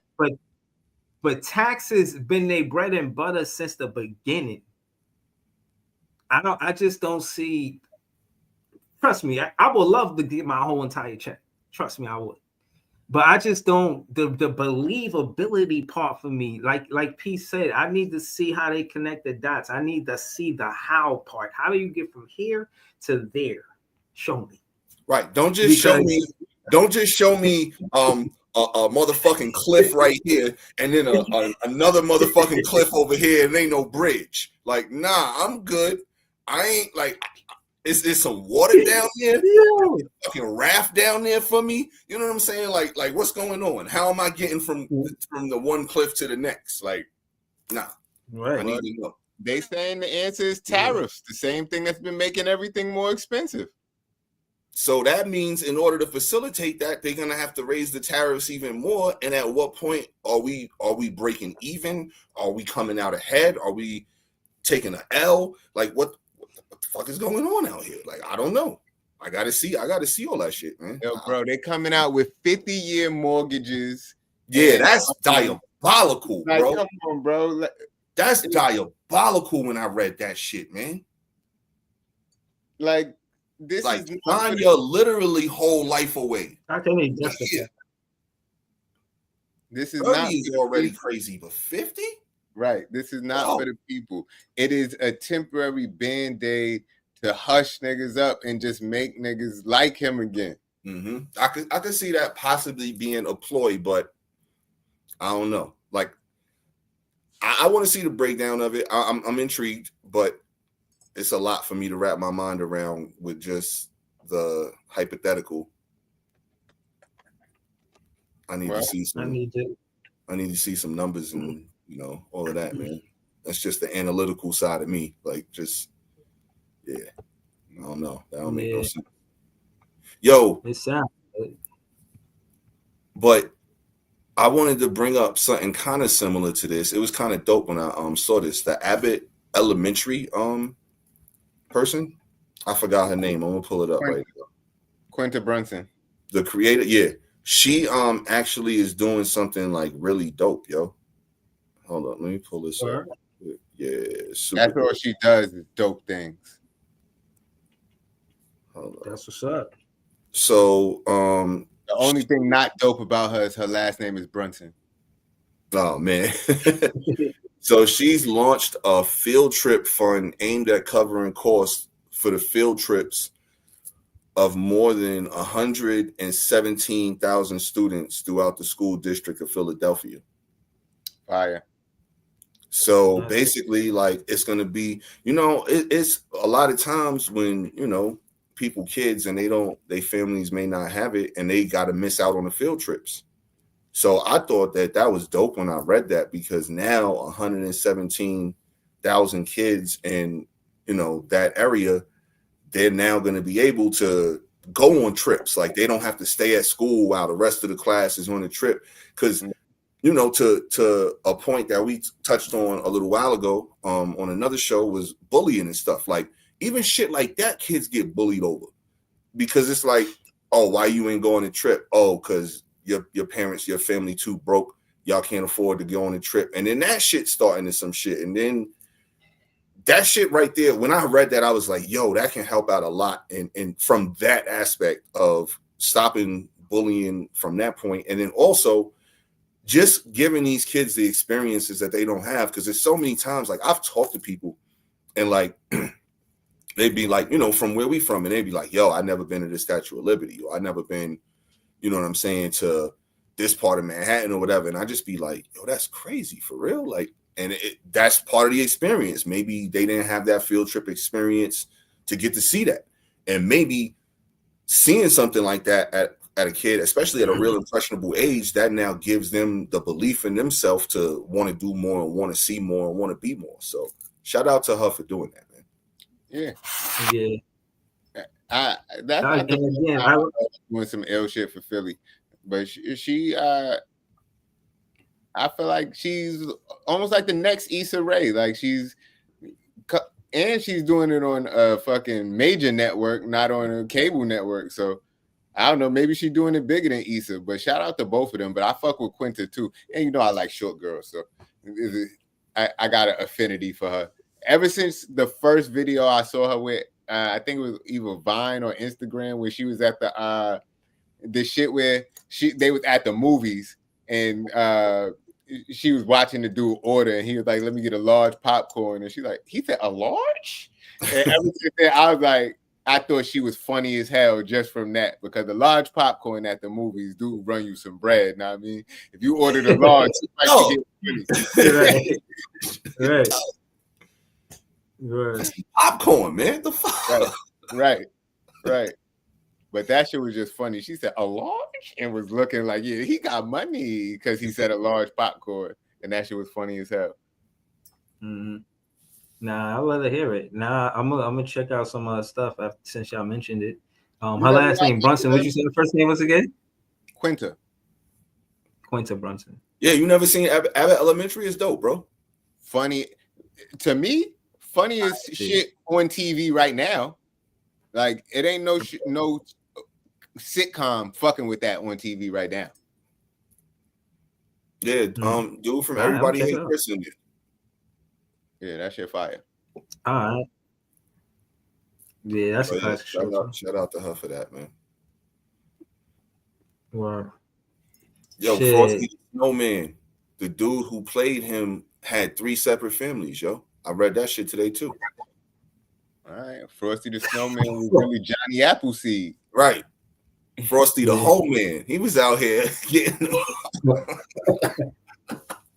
yo, his son, one of his sons came out and like said that shit. I read that like, yo, that's crazy. I told you I'll be reading up on man shit, you know, a couple days before the show, just trying to bring different ingredients to the pot. And when I read that one, I was like, yo, this is the perfect time of year to reveal some scandalous shit like that. It's Frosty the Snowman. Every fucking kid from the 50s and 60s, whenever the hell that shit first started, know him, man. Frosty the Whole Man is crazy. Frosty the Whole Man, bro. Yeah. No Jeezy the Snowman, man. Got Frosty the Whole Man, man. Right. Damn. Out there living his life. Word. Giving them that carrot. Shit's crazy. Man. Well, since we talking about the Whole Man, I saw that they got y'all heard of these things, these nude cruises before, right? Yeah. Like they have nude cruises, but they say on the nude cruise it's improper etiquette and you can get banished, and not really banished, but they send you somewhere if you become aroused. They send you to your room. Now, I don't see how you supposed to be on a nude cruise and then walk around and not be aroused at any point. Like, right. All right, wait. Question for you. I got a question for you. Is this dual sex policy, or is this just aimed towards one gender? I don't know. They said if you get aroused. Okay. So they didn't say what gender. You know what I mean? But I'm just saying, I feel like it should go for both, because if you're sitting down in a chair and you get up and this man sludge on the chair, I mean, who's wiping that down? Clean up on aisle 4. Like, somebody gonna really yell that out, and you gonna see a motherfucker come out with a mop. Like, who? I don't know, man. But how realistic is that? Like, if this said cruise is serving drinks, and somebody, you know what I'm saying, they have a few, and like, yo, you know what I mean? Everything looking good, like, right? All the women looking good all the time. I don't know what's going on in this cruise. Yeah, right. You know what I'm saying? And then calendar like, call I don't think that's a realistic rule. I just think they gotta do that like a disclaimer, like, yo, if that happens, that's on you. You know what I'm saying? You gotta handle that. That's not on us. We don't accommodate that. You know what I mean? That's why they sending you back to your room to go handle it, man. I just think it's an unrealistic expectation. Like, yeah. I'm supposed to be Softy the Snowman the whole time. I'm Softy the Bro Man. That's crazy. 4 feet of grown man. It's crazy. Yo, Nah, that's crazy. though. AI Like, is not cooking this up, yo. I'm telling you. you expect me to just be that the whole time? How? Yeah. And then, like, Yeah, yo, I it's don't crazy. think that's what the ladies here paid to see. Know what I mean? Nah. I don't They think showing I don't up. think They they showing came up in this the cruise cruise. like they showing up the Arby's, man. They ain't show up for this cruise for gummy worms. They want salami.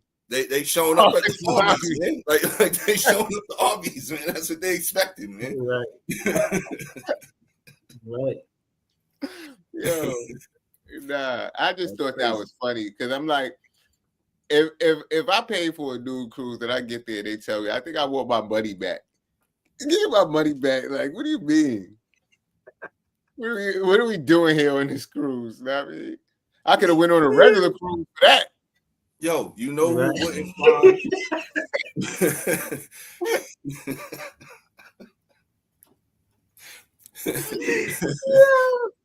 Yo, you know who wouldn't find going on a new cruise entertaining? What? You know who would not find going on a nude cruise entertaining?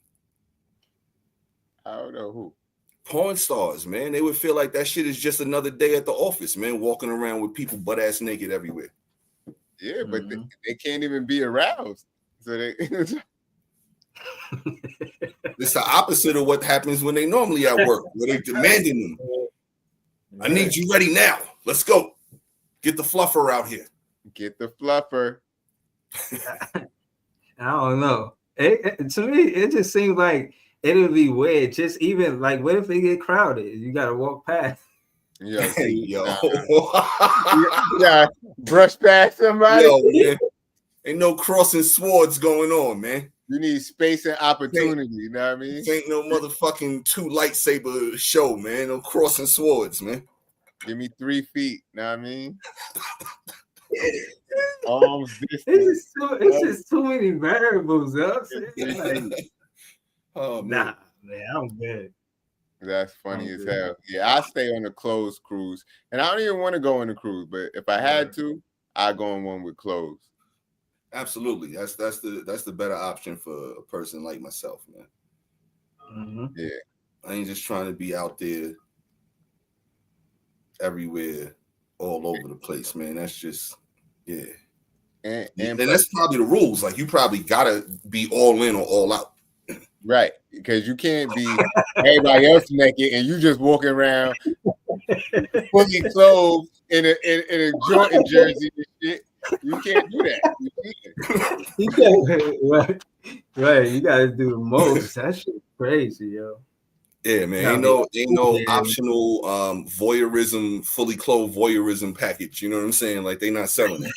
Nah, you should pay more. You gotta pay more for clothes. Right. You gotta pay extra. Yo, they checking your suitcase when you board, man, to make sure you ain't got no clothes in that motherfucker. You can have some chancletas, Sunglasses, some jewelry if you want, you know what I'm saying? But ain't no fucking nothing else. Yeah, a straw hat. That's That's it. Yo, Straw that's hat. wild. That's it. You want clothes, you gotta stay in your room. Your room is the Chancletas, only a straw hat, and a it's the chain. opposite. You can only wear Looking clothes wild in your out there room on the cruise, when you come man. out. Sunglasses. Oh man, yo.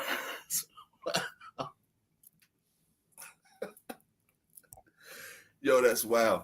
Yeah, that's not my kind of cruise, man. Yeah. Right. Nah, I'm good. Imagine you smoking a Shout spliff out on to the them. cruise, the cherry pop out. Somebody get a bad caught a bad one from the cherry, man. Like, come on, man. I'm good. Crazy. Yo, I'm good, man. You know that wind blowing off that water, man. That cherry could pop out, man. man, I remember we was driving to Great Adventures one time. Niggas was passing the blunt around the car.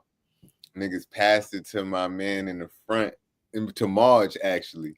Shit, the fucking cherry went down the back of this nigga's shirt while he was driving. Oh, He just on the fucking turnpike. This nigga just started swerving crazy. Like, yo, what the fuck you doing? The fire! burning me. Yo, The people behind us stopped.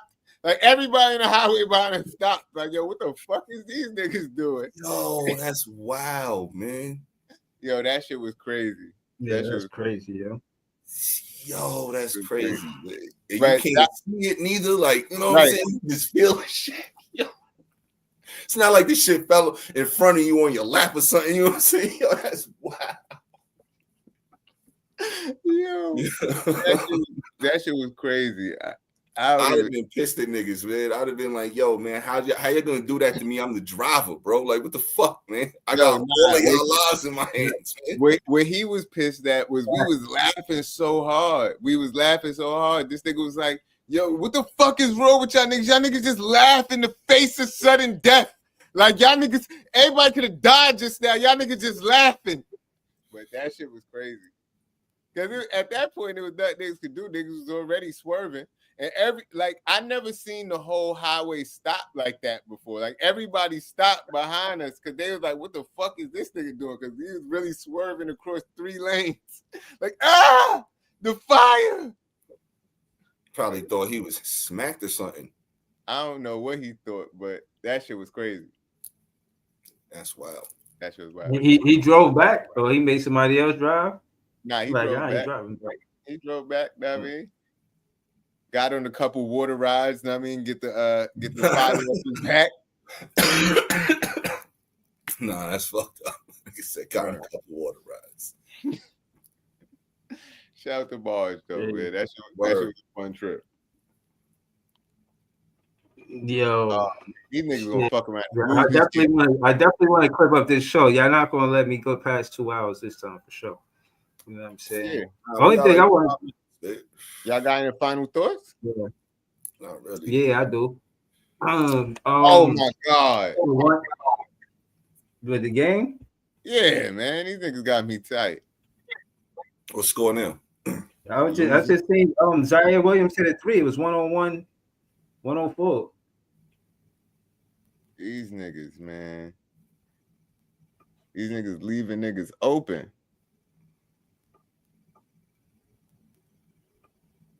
Shit. But yeah, man. It is what it is. Know what I mean? Learned that from the bros. Mm-hmm. Yeah. Word. Yeah, they gave this. I just wanted to say, it's 112, 103 now, man. Shit. damn. Nah, I just wanted to say I'm thankful for y'all. You know what I'm saying? Thankful for the podcast. Thankful for more than I can mention right now. And yeah, man, you know, this is another edition of Stir the Pot, man. You know what I'm saying? Facts. Yeah, I just wanted to tell y'all that I was thankful. Yeah. Before we left. Gotta be thankful for the pot, man. Or and thankful for the pot. Facts. Double entendre. Don't even ask me how. Facts. But yo, you already know. We out. Or Yeah.